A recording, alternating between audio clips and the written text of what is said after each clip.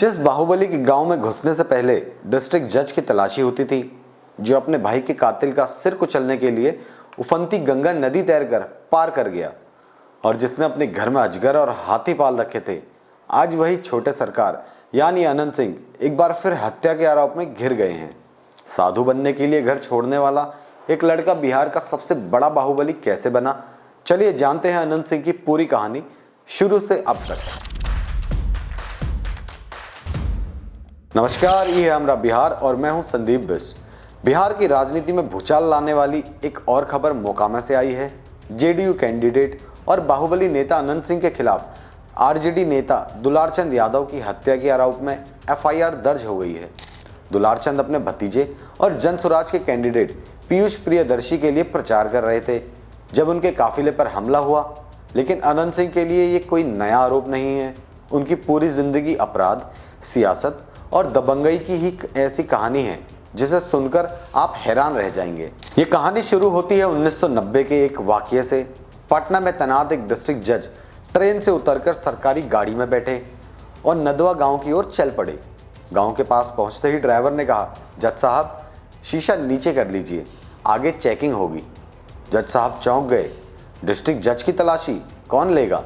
Driver ने धीरे से कहा, सर जी यह अनंत सिंह का गाँव है, यहाँ उनकी इजाज़त के बिना कोई नहीं आ जा सकता।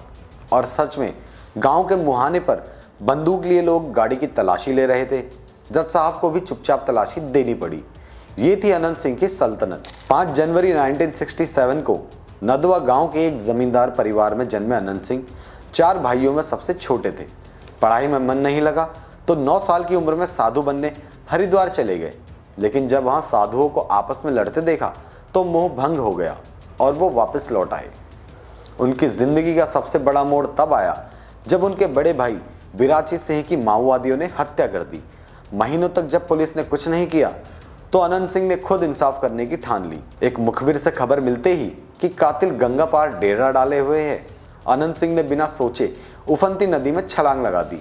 वो तैरकर पार पहुंचे, दुश्मनों को ढूंढा और हथियार न होने पर पत्थर से ही उसका सिर कुचलकर अपने भाई का बदला पूरा किया। इस घटना के बाद अनंत सिंह इलाके के जमींदारों के रक्षक बन गए। उनके बड़े भाई दिलीप सिंह, जो लालू सरकार में मंत्री थे, उनकी राजनीतिक ढाल बने रहे। अनंत ने अपने गांव नदवा को एक अभेद किले के रूप में बदल दिया। गांव की सड़कें कच्ची रखी गई ताकि कोई गाड़ी तेजी से ना आ सके। उन्होंने 100 से ज्यादा घोड़े और टमटम गरीबों को बांट दिए, जो रात में उनके घर के चारों ओर सुरक्षा घेरा बनाते थे। एक बार तो एएसपी उन्हें गिरफ्तार करने आए तो उन्हें ही बंधक बना लिया गया। सफेद कपड़ा, काला चश्मा, रौबदार मूछें और मुंह में दबी सिगरेट, यह उनकी पहचान बन गई।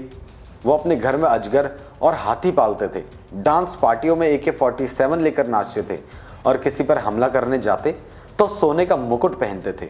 लोग उन्हें छोटे सरकार कहने लगे। 1996 में जब नीतीश कुमार को बाढ़ लोकसभा सीट पर जीत की जरूरत पड़ी तो उनकी नजर अनंत सिंह पर पड़ी। अनंत के बाहुबल की बदौलत नीतीश कुमार 3 बार सांसद बने और केंद्र में मंत्री रहे। 2004 में अनंत सिंह ने नीतीश को चांदी के सिक्कों से तोलकर अपनी ताकत का एहसास करवाया। 2005 में वो जेडीयू के टिकट पर विधायक बने और एक खास बग्घी से विधानसभा पहुंचने लगे, लेकिन सत्ता के साथ विवाद और गहरे होते गए।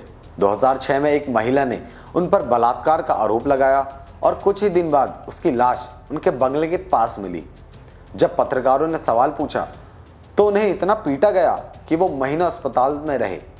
दबाव में नीतीश कुमार ने उन्हें गिरफ्तार तो करवाया, लेकिन पुलिस ने उन्हें क्लीन चिट दे दी। 2015 में जब जेडीयू और आरजेडी का महागठबंधन बना तो लालू यादव के दबाव में अनंत सिंह को पार्टी से निकाल दिया गया, लेकिन वो निर्दलीय लड़े और जीत गए। 2019 में उनकी जिंदगी में सबसे बड़ा तूफान आया। एक ऑडियो लीक हुआ जिसमें वो हत्या की साजिश रच रहे थे।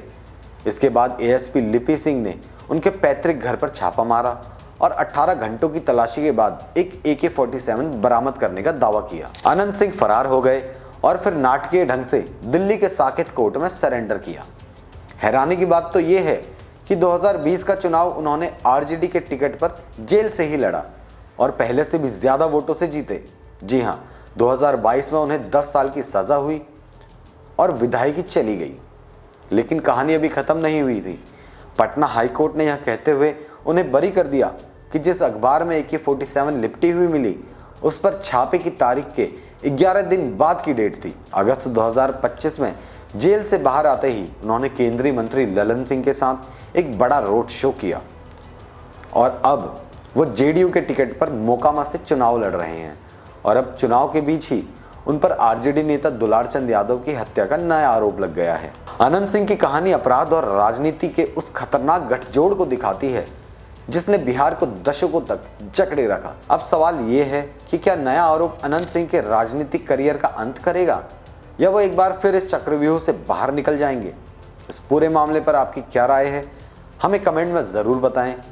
बिहार की राजनीति से जुड़ी हर खबर के लिए देखते रहिए हमरा बिहार। धन्यवाद।